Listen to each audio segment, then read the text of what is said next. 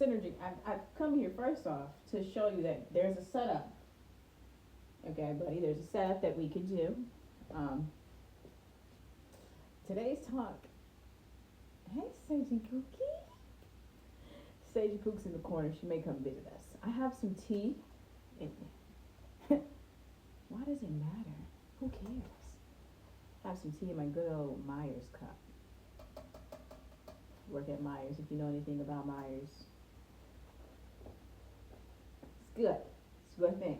If you know anything about Myers, and you know about Myers, I would say I have something horrible to say, but the people that I work with ain't there. And I mean, what company ain't horrible in America? So, yeah, what I popped up today to really talk about is how my parents' homophobia literally almost took me out of the game, took me out of life itself. Today I had the realization while I was on the bus. I was texting my cousin actually, and she was just chopping it up, talking to me about how she had to cut her mom off. Not necessarily cut her mom off. Let me correct that. She had to stop talking to her mom because, or she had to like separate her life from her and her mom's life. You feel me? Because she got kids and stuff now too. And what she realizes that, you know, the way her mom do things, the way her mom think isn't healthy for her. It isn't sustainable for her to be around that and still be who she needs to be. And that's what I realized with my parents is that we are three completely different people. And the way that my parents think, the religious beliefs that they have, I don't even know the way it works inside of their brain. And quite frankly, I don't completely want to know the way it works inside of their brain because it's no way that it's thinking, it's no way that you're doing anything that's like, I can't even say what you're doing because I'm not in your brain. I'm not even going to tell you what you're doing in your own brain.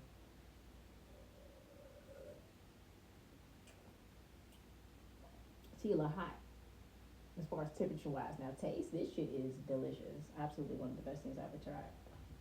It's just like, it's this kava tea. Now, mind you, this kava tea isn't like pure kava. It's it's from the Yogi brand, and they mix it with like cinnamon and ginger or whatever. But it's a great mixer, and this it does work, and it is pretty nice. I ain't even gonna lie to you, it's not horrible. I think it does pretty good. Maybe I don't feel the effects as much because I smoke weed. We are getting off track here. The point that I'm trying to make is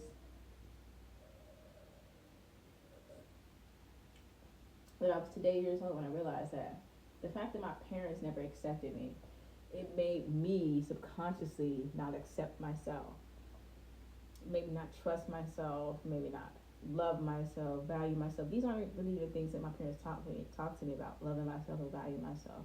I didn't really know what those things meant until I became an adult. I'm not saying that my parents are wrong, you know what I'm saying? We're black, you know what I'm saying? How are we supposed to know all these things when we trying to pay bills, right? You know, we trying to get money, and that's the problem right there. You're right, trying to pay bills to get money.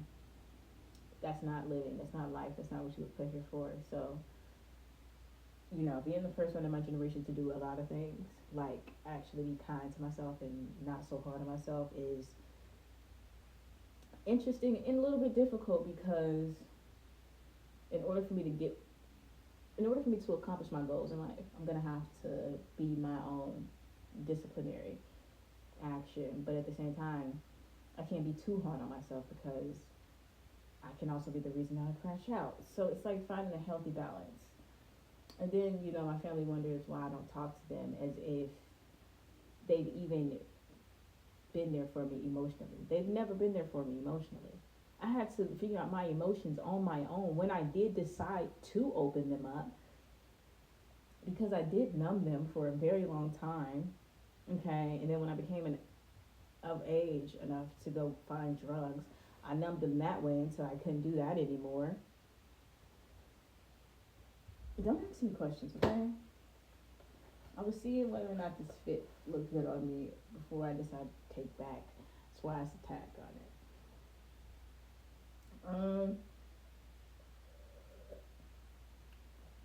shout out to all of the black women. Like, for real. If it wasn't for black women, I would not have known that we are just, like, I'm talking about resilient.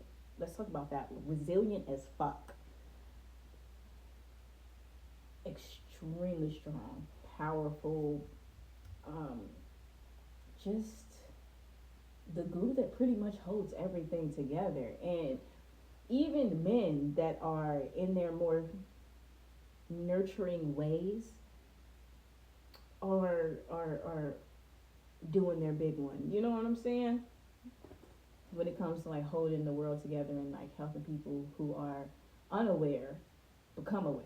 So shout out to the men too that are also doing their big, because it is some of y'all out here. Like I ain't even gonna sit here and dog y'all out.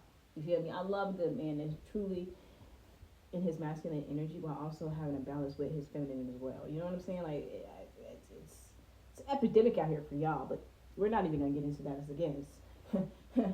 I be going with the conversations, trailing to places I shouldn't be trailing to, but yeah.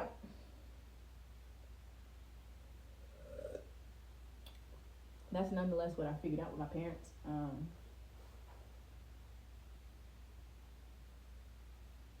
I constantly had to fight them. Not like physically, well, it was a couple times, but most of the time it was like verbally, mentally, and it's not even that we were like screaming, or because I couldn't scream at my parents, I couldn't cuss my parents out. I wasn't raised in that type of household. I would have got my ass beat, like for real. Especially my dad, like that nigga would have snapped and thought he was back in jail or something, like literally like fuck me up. So that was like life threatening. Mind you, he almost took my mother's life. I can't, babes.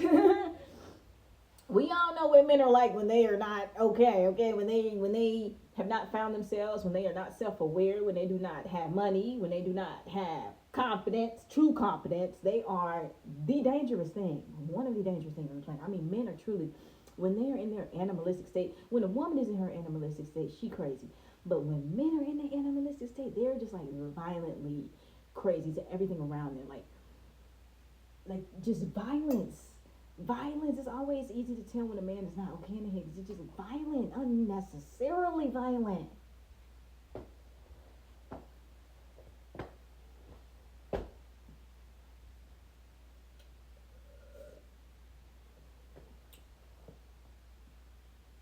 But hopefully y'all kind of got where I was coming from with this. Yeah, shout out to my cuz.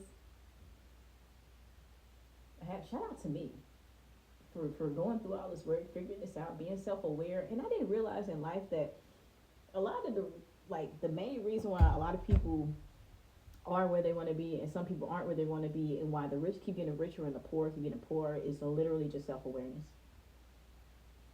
It's just self-awareness. That's all it is. You can have and do whatever you want over here in America.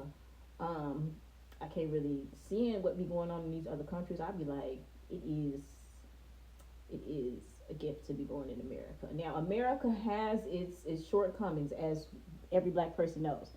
But like seeing these people overseas getting bombed and all this other shit, it ain't that bad, y'all. It ain't that bad. So where then I found out about North Korea. If you ain't even got the man poster in your house, oh wait, no, what the fuck they tell me? They told me something. I just know that North Korea is crazy. They crazy. They'll murder you for anything over there. Anything.